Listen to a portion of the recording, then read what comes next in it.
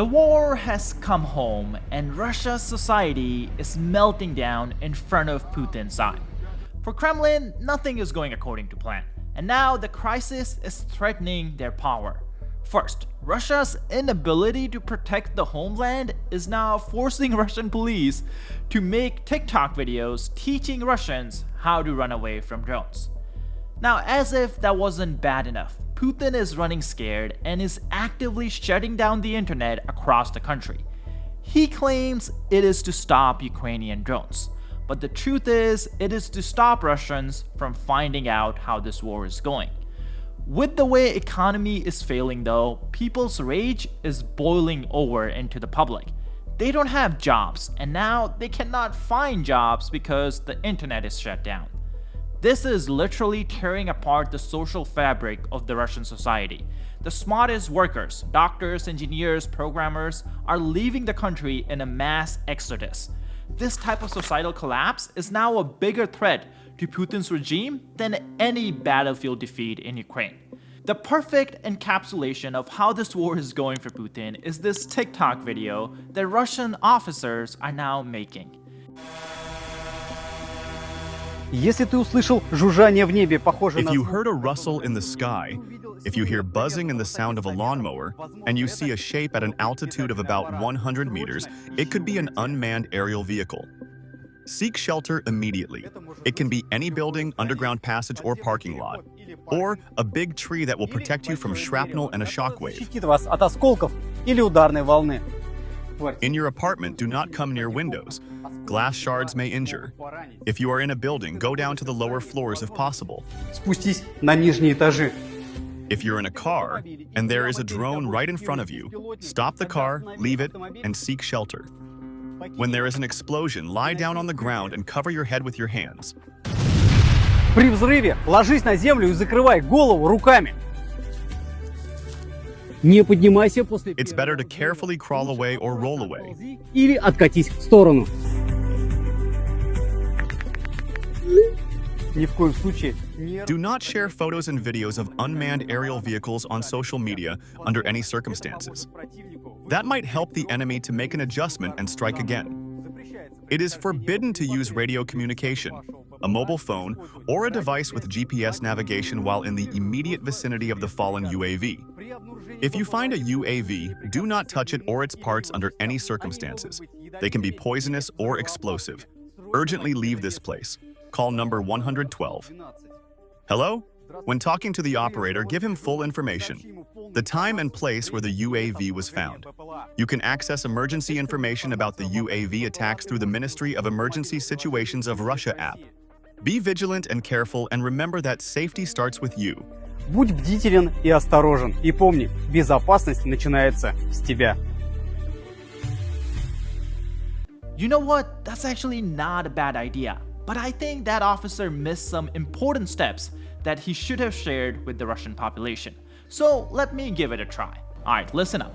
Citizens of Russia, if you hear buzzing in the sky similar to the sound of a lawnmower, it could be an unmanned aerial vehicle. The best way to safeguard yourself in a situation like this is to call your leader and tell him to stop invading another sovereign nation. I promise you that this works 100% of the time. If he listens, drones will stop coming. Now, hopefully we can get that dubbed in Russian and somehow get it on Russian TikTok. But I feel like we may have a hard time. Because as you guys may know, drones are truly hurting the Russian economy. Almost 40% of Russian refining capacity is offline. Because of this, 57 regions are facing a fuel crisis. Situation is so bad that Russia has implemented a restriction on gasoline sale. At some gas stations, you can only get around 10 liters, which is just 3 gallons. On top of all this, Russia is now being forced to import oil from Belarus. Putin has finally achieved what he promised. Russia is not a gas station to the world anymore. All because he couldn't stop Ukrainian drones. But he is trying though, I'll give him that. Because in Russia, we've been seeing something unique happening. Internet is getting shut down for entire cities at a time, just randomly. Putin says it's to stop Ukrainian drones. But some Russians are just not a fan of this strategy. Listen to this yourself. короче, снимают видео такие, типа, я не знаю, как ехать, поэтому... In short, they shoot videos like that. I don't know how to drive, so I'll drive to the door, damn. I had a fucking meeting today. I got all dressed up. I can't get there because this work in the center. And what do you think? I just fucking drove around? I couldn't fucking turn. And I really can't just fucking. So you understand. I'm fucking going to Kamkada too. I need to go there because I don't understand. I understand in my head that I need to go somewhere to the left or right because no obvious turn on Tverskaya. But you see, I'm spinning around and in the end, I'm completely lost. I just drove for an hour. I'm not exaggerating. Fucking driving towards. I'll just fucking run away because I need to go to Moscow Ring Road. The U-turn is, damn it, things out in Kimki. Fly without a navigator. I'm so fucking offended. It's just a shame I can't. She's just offended, that's all. Да, блядь, просто обидно, не могу. Блядь, просто обидно, просто. You see, Putin is doing some GPS jamming, some cellular internet jamming to basically throw off these drones that Ukraine is sending. Which makes sense. Ukrainian drones do use internet and GPS to find their target and destroy them. But the problem is, it's the Russian citizens who are suffering way more than Ukrainians. Because Ukrainians are still hitting what they're aiming for. And from the looks of the videos that I'm seeing coming out of Russian social media, it seems like Russians would rather have their refineries burned down than lose their internet. I don't blame them. Now, you and me both know that Putin is just using the drone excuse to just tighten his grip on Russia's internet. He wants to increase censorship because this war is just not going how he had planned. In fact, Russian authorities have blocked calls on Telegram and WhatsApp, and they're forcing people to download this new app called Max. Only problem is, the app was created by the Kremlin and it's managed by Kremlin. So it seems Putin is not as worried about drones as he's worried about what people are messaging and what people are saying on calls.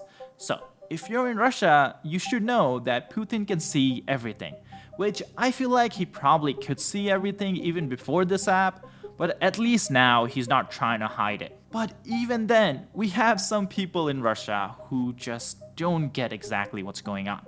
Let me show you this clip. It's not blocked. I watch it through VPN every day as much as I want. Is that right? So you have no issues?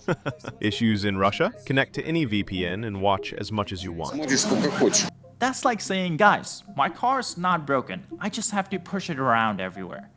But unfortunately for Russians though, internet may be the least of their worries. As you guys know from our yesterday's video, many Russian companies, some of the largest ones in fact, are laying off people or reducing their workday to just 4 days a week instead of 5 days. That's a big hit to people's paychecks, sometimes more than 20%. Because it's not just they're losing that one extra day, sometimes they're missing out on bonuses that they would have gotten if company hits some profit or revenue target. But now companies are not hitting that, so they're missing out on the bonus they were supposed to get and that one extra day every single week. Well, that kind of paycheck reduction becomes even worse when you take in account Russian inflation, more specifically the food inflation. This chart on your screen shows you the monthly inflation for Russian food. Now, it has been over 10% for most of this year. In fact, just last 2 months, it has barely come down below 10%, but even then, it's at 9.5%, so not like a big drawdown. On top of that, this is the official metric. I'm sure Russians are not telling us the entire truth. And on top of that, this is an aggregate metric. So it's looking at the whole food basket that the Russian central bank tracks, and then it's calculating the inflation rate based on that. But if we start looking at individual items that Russians eat a lot, the situation is even worse. Let's take potatoes for an example, because it is one of the biggest staple of a Russian diet. In fact, in Russia, potatoes are usually called the second bread. It's like a nickname. Russia is top 5 potato consumers in the world, and on average, a Russian person consumes around 300 pounds of potatoes, compared to like 150 pounds here in the United States. Well, in the last 12 months, potato prices have gone up 200%. That's tripling in just 12 months. That means it has tripled in just a year. That's the steepest increase in last 23 years, and it's a huge problem for families, especially if their paycheck is shrinking. Now, if I were to ask you, what should a government do in a situation like this? They should do something to alleviate the pain that the normal Russians are feeling. Well, before you answer that, I just want to tell you a joke that has become very popular in the Russian society right now. It's a way of laughing at their own situation. Russian people compare the Russian military to an alcoholic dad. One day, the alcoholic dad comes home and he tells his son, "Hey son, the alcohol price is going up. Government just put on a new tax." So the son goes, "Oh wow, does that mean you'll start drinking less?" Well, the dad replies, "No, that means you'll start eating less." Well, that's the situation the Russian citizens are finding themselves in right now. According to the newly unveiled 2026 Russian budget, the taxes will go up for the citizens, but that money is not going to go to the Russians. That money is going to go to the Russian military. And it's a huge amount. 40% of government's budget is going to be spent on defense and domestic security. Putin does not want hungry Russians to come to Kremlin and overthrow the government.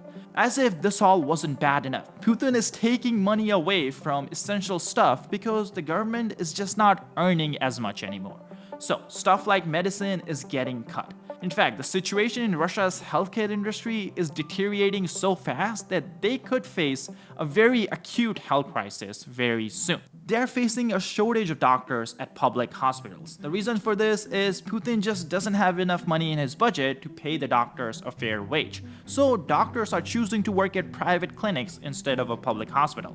So to solve this situation, Putin doesn't want to allocate more money to the public sector. Instead, he has just banned doctors from working in private clinics. They can only do so if they also work in a public clinic. I'm starting to sense a trend. Anytime Putin has a problem, his answer is always to just ban something that he doesn't like.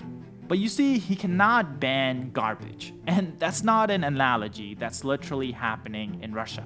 A garbage collapse could happen. 30 different regions in Russia face a landfill shortage. These landfills were supposed to be replaced in 2019, but Putin was too busy building up his war chest.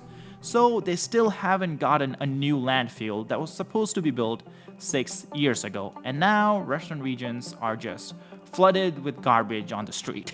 It's too bad that Putin cannot just ban garbage, but you never know. Maybe tomorrow's video is going to be covering that news. But that's it for today. That's all I have. If you haven't subscribed, be sure to hit the subscribe button down below because we are trying to hit 2 million subscribers before the end of the year.